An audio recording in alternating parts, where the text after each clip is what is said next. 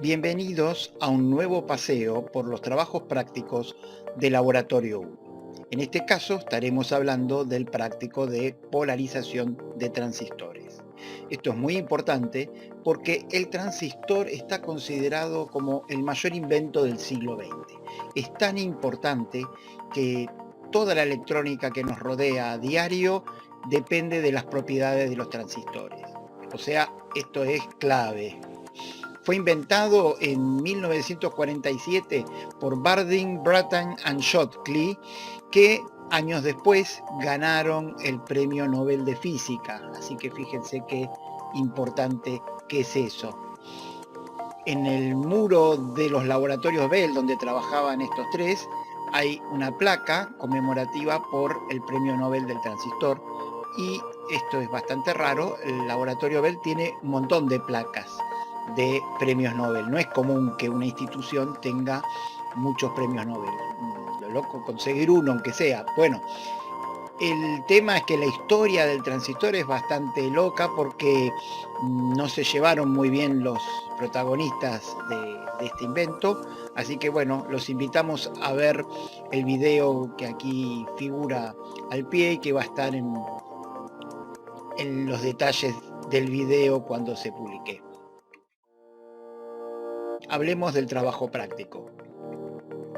Lo que vamos a hacer es polarizar el transistor. Esto significa que vamos a aplicarle tensiones para que el transistor trabaje en lo que se conoce como su punto Q o punto de reposo, del inglés quiet. Vamos a armar una red de polarización, o sea, vamos a poner unas resistencias para que el transistor quede polarizado. Si recorremos las mallas en ese circuito que vimos recién, vamos a poder elaborar estas ecuaciones que están acá. Son sencillas, las sacamos por las leyes de Ohm y Kirchhoff. Y si jugamos un poco con las ecuaciones, nos va a quedar algo de la forma I igual mx más b, que es la ecuación de una recta.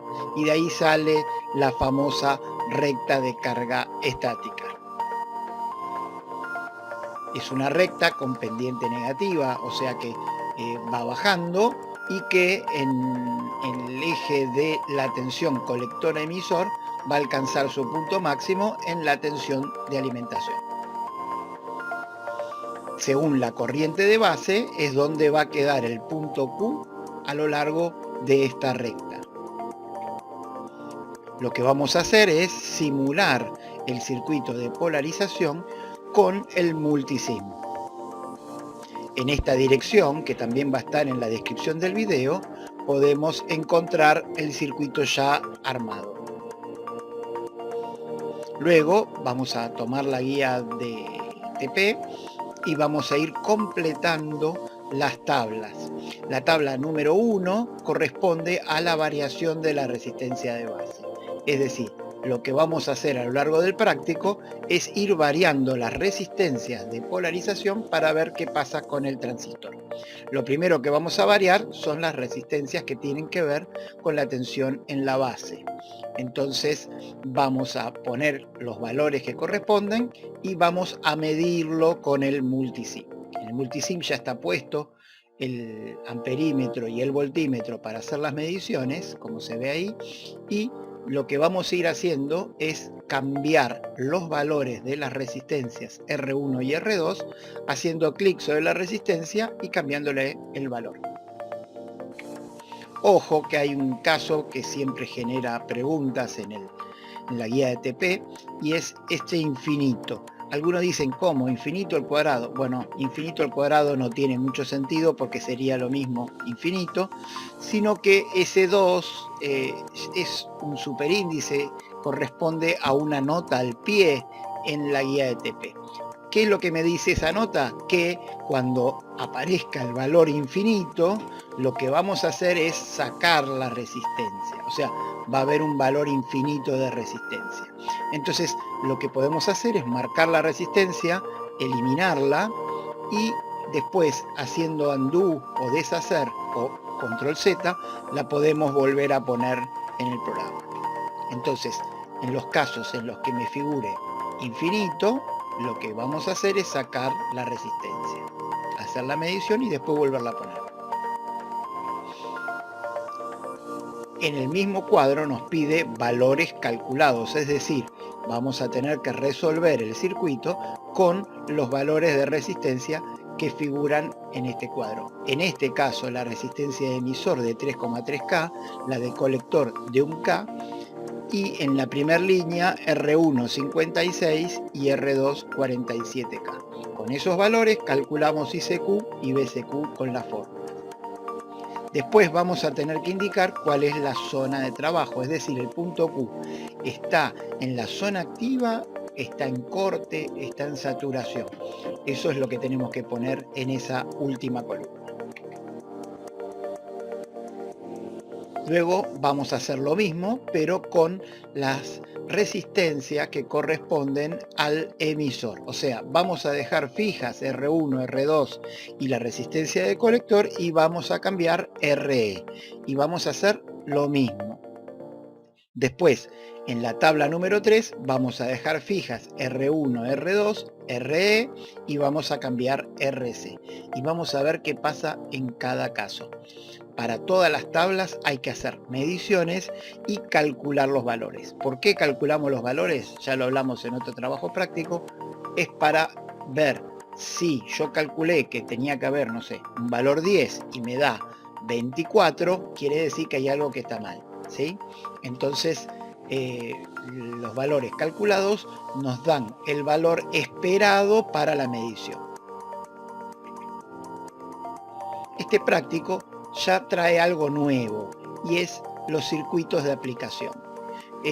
Con esto cambia un poco la modalidad de trabajo en los trabajos prácticos porque hasta ahora me daban un circuito que yo tenía que medir. Ahora me dan un circuito para ver cómo funciona, ¿sí? O sea, ustedes tienen que pensar cómo funciona este circuito. El primero es el inversor. Ese circuito también está en el multisim como ejemplo y lo van a poder probar. O sea, ¿qué pasa cuando se cierra la llave S1? El transistor, ¿en qué estado está? ¿Sí? ¿Qué pasa cuando la llave está abierta, está cerrada, el transistor en qué estado está? Lo que se incorpora en estos circuitos es algo que se supone que ustedes ya vieron en algún momento, que es el relé. El relé es básicamente un interruptor electromagnético, es decir, tiene una bobina, cuando se hace circular corriente por esa bobina atrae unas chapitas que hacen de interruptor, ¿sí? Un video, en realidad una serie de videos muy completos de la gente del laboratorio de TICS está en la dirección de aquí abajo, que también vamos a dejar en la descripción del video. Ahí hay una explicación muy completa, así que aprovechenla. Ahí tenemos una animación muy sencilla de cómo funciona el relé por dentro. Cuando se alimenta la bobina, atrae una chapita que abre o cierra un interruptor, ¿sí? Fíjense que hay un contacto que es común y hay dos contactos más, uno que está normalmente cerrado y otro que está normalmente abierto. Cuando se hace circular corriente por la bobina, se produce un cambio en esa situación. Es decir, el contacto que está normalmente cerrado con respecto al común, ahora se abre, y el contacto que está normalmente abierto se cierra. Esto es importante para los circuitos. Bueno, tenemos un segundo circuito que se llama temporizador, ya se imaginarán para qué sirve, que no lo tenemos hecho en multisim porque la idea es que lo ensayen ustedes.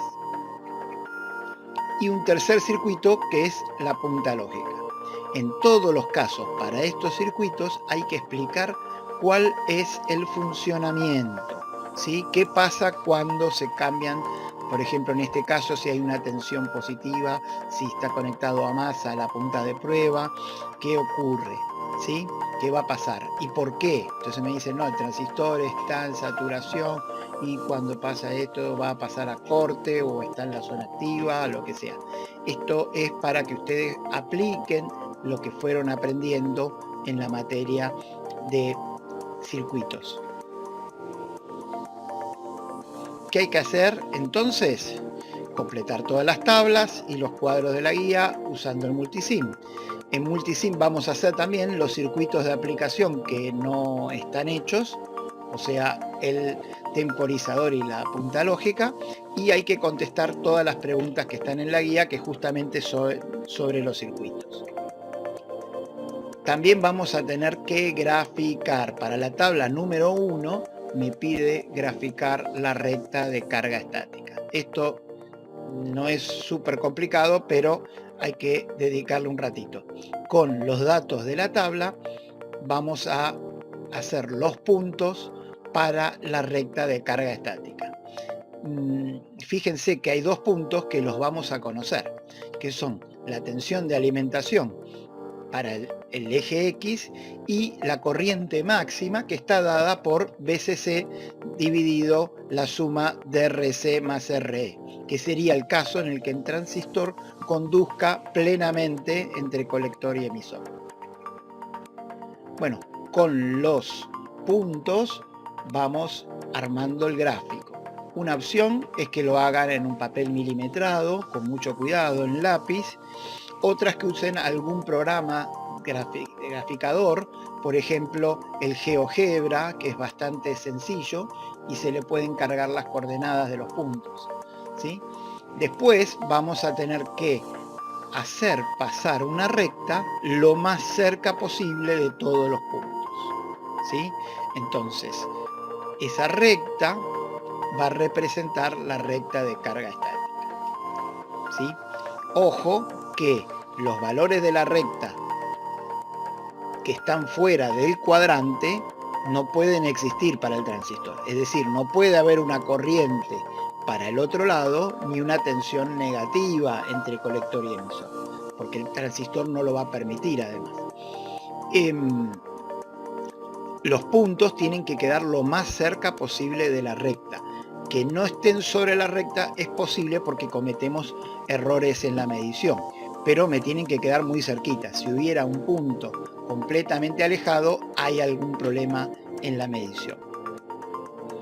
Después, para la tabla número 2, hacemos lo mismo, pero claro, al cambiar la resistencia de emisión, lo que va a ocurrir es que va a cambiar la pendiente de la recta. Entonces no vamos a tener una única recta, sino que como hubo 3 mediciones, va a haber 3 rectas distintas, que van a tener la misma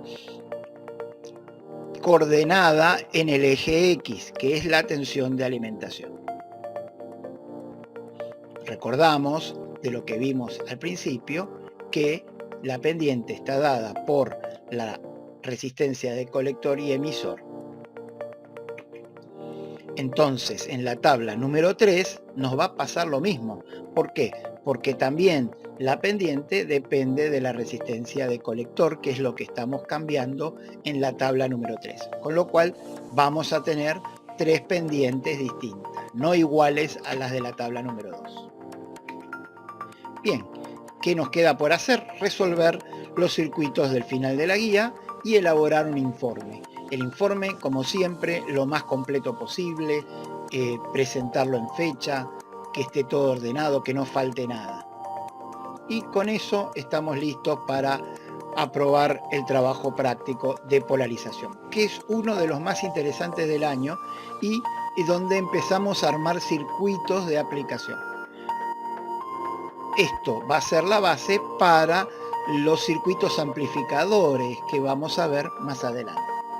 Bueno, esto fue todo por ahora. Nos vemos en otro paseo de los trabajos prácticos de laboratorio.